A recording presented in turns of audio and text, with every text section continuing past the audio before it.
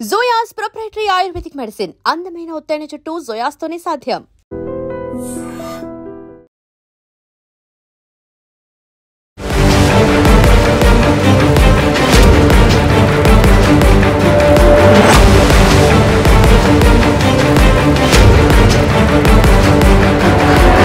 నమస్కారం, welcome to I dream.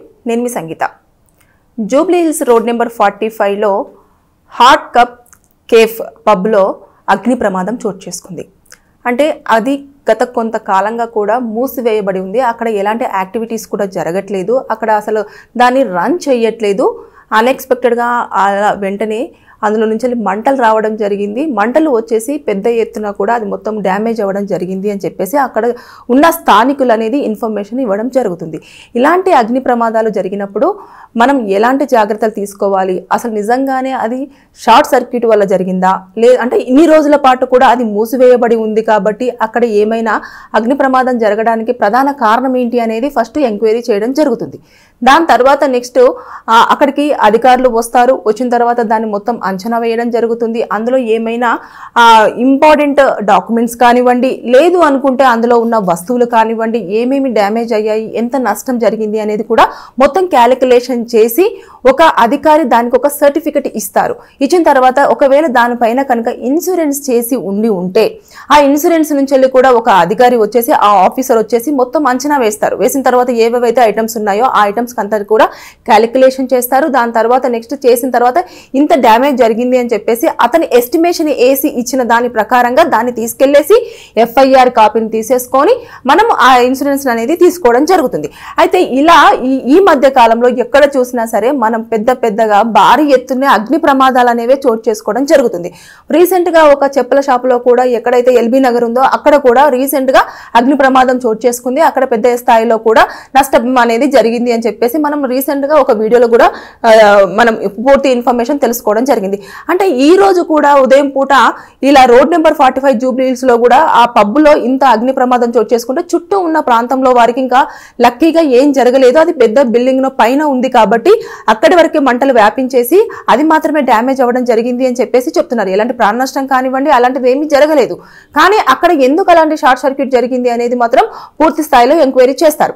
లేదు కావాల్సుకొని అక్కడ ఏమైనా నిజంగానే ఇది రన్ అవ్వట్లేదు కదా, ఏదైనా నష్టాలలో ఉంది అని చెప్పేసి ఎవరైనా కావాల్సుకొని అలాంటి చర్యలు ఏమైనా చేపట్టారా అనేది కూడా మొత్తం పూర్తి స్థాయిలో దర్యాప్తు చేస్తారు. అక్కడ CCTV ఫుటేజ్ ఉంటుంది కాబట్టి అది చాలా ప్రధాన కీలకంగా మారే అవకాశం ఉంటుంది. అందులో నుంచి మొత్తం కూడా అక్కడికి ఎవరైనా వచ్చారా, వచ్చిన తర్వాత ఇలాంటి సంఘటన చోటు చేసుకుందా, అక్కడికి ఎవరైనా వెళ్ళారా, లేదు అనుకుంటే అసలు ఏం జరిగింది అనేది మొత్తం కూడా ఆ CCTV ఫుటేజ్ అనేది కలెక్ట్ చేస్తారు. చేసిన తర్వాత దాని ప్రకారంగానే అక్కడ ఎంక్వైరీ అనేది కొనసాగిస్తారు. చేసిన తర్వాత అప్పుడు ఏం జరిగింది ఏంటి అనేది పూర్తి స్థాయిలో దర్యాప్తు చేసేసి ఆ ఓనర్ని పిలిపించేసి అక్కడ దానికి సంబంధించిన అన్ని వివరాలు అనేది తీసుకొని అప్పుడు అక్కడ ఒకవేళ గనక ఎవరైనా కావాల్సుకొని దాన్ని డ్యామేజ్ చేస్తే వారిపైన కేసు ఫైల్ అవుతుంది.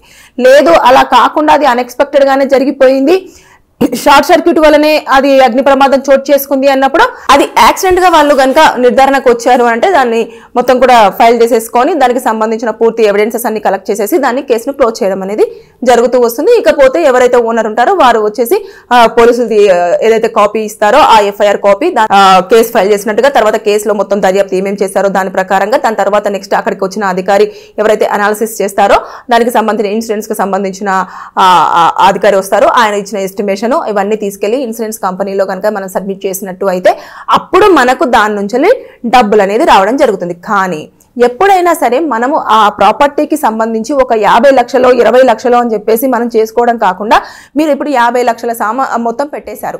దానికి మీరు ఇంకా ఎక్కువగానే ఇన్సూరెన్స్ అనేది చేసుకుంటేనే మీరు లాభపడే అవకాశం ఉంటుంది. ఇప్పుడు మనం ప్రాపర్టీ అంతా కూడా 50 లక్షల దాకా పెట్టేశాము, 20 లక్షలే మనం ఇన్సూరెన్స్ చేసాము అంటే 20 లక్షలు మాత్రమే వస్తుంది. ఇంకా ₹1 కూడా మనకు ఎక్స్ట్రా వచ్చే అవకాశం ఉండదు. ఇంకా మిగిలిన 30 lakhs అంతా కూడా మనం నష్టపోయే ఛాన్సెస్ ఎక్కువగా ఉంటాయి. కాబట్టి అదొకటి మొత్తం ఇక్కడ వర్తిస్తుంది అన్నట్టు. మనం ఎంత చేస్తామో దాన్ని ఇవ్వడం జరుగుతుంది. కానీ దానికంటే రూపాయి కూడా ఎక్కువగా ఇచ్చే అవకాశం అయితే ఉండదు. దీని ప్రకారంగా నడుస్తుంది. కానీ ఏదేమైనా సరే కానీ జాగ్రత్తగా మనం ఎప్పుడైతే మన ఆఫీస్లో కానివ్వండి, అదేవిధంగా షాపింగ్ మాల్స్ కానివ్వండి, ఇలాంటి పబ్స్లో కానివ్వండి, రెస్టారెంట్స్లో కానివ్వండి, ఈ మధ్య కాలంలో ఎక్కువగా అగ్ని ప్రమాదాలు చోటు చేసుకుంటున్నాయి. కాబట్టి ఎప్పటికప్పుడు ఎలక్ట్రీషియన్ని పిలిపించేసి అసలు ఈ పవర్ పాయింట్ అనేది ఎలా ఉంది, కరెక్ట్గా ఉందా లేదా, ఎక్కడైనా కనెక్షన్స్ డిఫాల్ట్ అవుతున్నాయా లేదా, ఎక్కడైనా ఫ్లక్చువేషన్స్ ఉన్నాయా లేదా అనేది మొత్తం ఎప్పటికప్పుడు చెక్ చేసుకుంటేనే అన్ని రకాలుగా సేఫ్ సైడ్గా ఉండే అవకాశం ఉంటుంది. అలా కాకుండా ఇలా మనం నెగ్లిజెన్స్గా ఉండి ఏముందిలే కరెంట్ అంతా బాగానే వస్తుంది, స్విచ్ చేయగానే పవర్ వచ్చేస్తుంది, స్విచ్ చేయగానే ఫ్యాన్ వచ్చేస్తుంది, ఏసీ పనిచేస్తుంది అని చెప్పేసి మనం అనుకుని లైట్ తీసుకున్నాం అనుకోండి, ఇలాంటి అగ్ని ప్రమాదాలు చోటు చేసుకునే అవకాశాలు ఎక్కువగా ఉంటాయి. ఎందుకంటే ఎక్కువ రోజుల పాటు కూడా మనం ఆ పవర్ అంతా వదిలేసి దాన్ని చాలా నీట్గా మనం ఎప్పుడు కేబుల్స్ కూడా వాటికి కూడా కొంచెము లైఫ్ టైం పీరియడ్ అనేది ఉంటుంది. అది మనం ఎవరం కూడా పట్టించుకోము, ఏదో పనిచేస్తుంది కదా అని చెప్పేసి వదిలేస్తూ ఉంటాం. కానీ ప్రతి దానికి ఎక్స్పైరీ డేట్ అనేది ఉంటుంది. కానీ దాన్ని ఎవరు గ్రహించకుండా ఆల్రెడీ ఇంకా దాన్ని కంటిన్యూ చేస్తూనే ఉంటారు.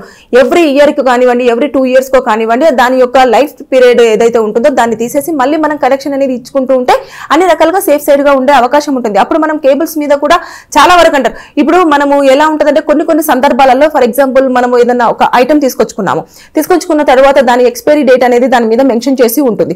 ఆ మెన్షన్ చేసి ఉన్నప్పుడు ఒకవేళ దాని ఎక్స్పైరీ డేట్ ని మనము ఇంకా అయిపోయిన తర్వాత తీసుకున్నామంటే వాళ్ళ మీద మనము కేసు ఫైల్ చేయడమో లేకపోతే కన్జ్యూమర్ కోర్టుకు వెళ్ళడమో ఇలాంటివన్నీ చేస్తూ ఉంటాం కదా. ఇక్కడ కూడా అంతే, కేబుల్స్ కూడా వాటికి ఒక టైం పీరియడ్ ఉంటుంది. ఈ పీరియడ్ వరకే దీన్ని యూజ్ చేయాలి, లేదు అనుకుంటే పవర్ అనేది ఎక్కువగా వెళ్తూ ఉంటది. కాబట్టి దానివల్ల ఈ వైర్ అనేది డ్యామేజ్ అయిపోయి అగ్ని ప్రమాదం చోటు చేసుకునే అవకాశాలు ఉంటాయి అని చెప్పేసి చెప్పడం జరుగుతుంది. దాని మీద కూడా ఇన్స్ట్రక్షన్స్ కొన్ని వాటిలలో ఉంటాయి, కానీ మనం అది చదవం ఫస్ట్ ఆఫ్ ఆల్. ఎందుకంటే అక్షరాలు చాలా చిన్నగా ఇస్తారు కాబట్టి మనం దేన్ని పట్టించుకోం. ఫస్ట్ మనకు వచ్చిందా ఇంకంతే, ఫిట్ చేసామా పవర్ వచ్చేసిందా అన్నట్టుగా వదిలేస్తారు. దీనివల్ల కూడా అగ్ని ప్రమాదాలు చోటు చేసుకునే అవకాశం ఉంటుంది. సో ఎప్పటికప్పుడు అప్రమత్తంగా ఉండాలి. దాని తర్వాత ఒకవేళ కనుక మనం తెచ్చుకున్న ఒక 3-4 రోజుల్లోనే ఇలాంటి జరిగింది అంటే మనం ఏదైతే పవర్ పాయింట్ ఇచ్చామో దాని ప్రకారంగా ఏమైనా డ్యామేజెస్ జరిగాయా, లేదు అనుకుంటే ఆ వైర్ ఏమైనా ఫెయిల్యూర్ అయిందా, ఇవన్నీ కూడా చెక్ చేసేసుకొని మనం కనుక కేసు ఫైల్ చేసినట్టయితే మనకి ఇన్సూరెన్స్ తో పాటు ఈ ఎవరైతే మనకు ఈ కేబుల్ వైర్స్ ఇచ్చారో వారిపైన కూడా కేసు ఫైల్ చేసేస్తే ఆ కంపెనీకి సంబంధించిన ఏదైతే లైసెన్స్ ఉంటుందో దాన్ని రద్దు చేసే అవకాశం ఉంటుంది.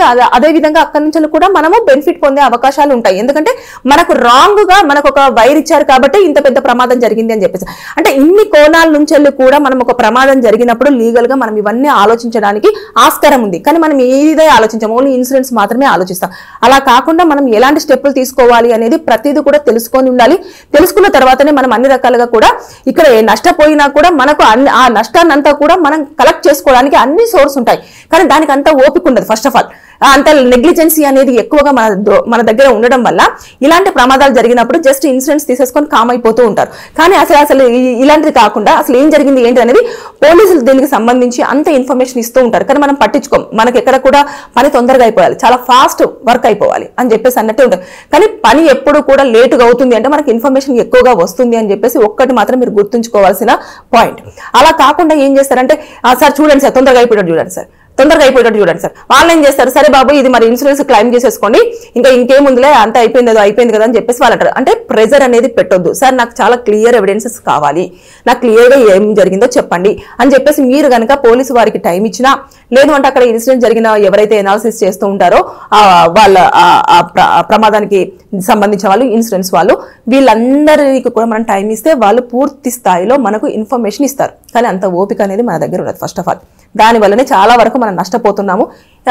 ఇకపోతే ఈ జూబ్లీహిల్స్ లో జరిగిన ప్రమాదానికి సంబంధించి మొత్తం సీసీటీవీ ఫుటేజ్ అంతా కలెక్ట్ చేస్తున్నారు. అదేవిధంగా దేనికి కారణం ఏంటిదనేది కూడా పూర్తి స్థాయిలో దర్యాప్తు చేసిన తర్వాత దీనిపైన మనకు ఒక సమగ్రమైన ఇన్ఫర్మేషన్ అనేది పూర్తి స్థాయిలో వస్తుంది. ఒకవేళ అయితే లీగల్ గా అయితే నేను చెప్పిన పాయింట్స్ అయితే దీంట్లో అప్లికేబుల్ అయ్యే ఛాన్సెస్ చాలా వరకు ఉంటాయి. అంటే అగ్ని ప్రమాదం ఎక్కడ జరిగినా, ఎలా జరిగినా, ఎంత పెద్ద షోరూమ్ మాల్స్ లో జరిగినా, తర్వాత నెక్స్ట్ ఎక్కడ జరిగినా కూడా ఇలాంటివే కంపల్సరీగా అప్లికేబుల్ అయ్యే అవకాశం ఉంటుంది. ఇంకా దీంట్లో నో ఛాన్స్ అన్నట్టు.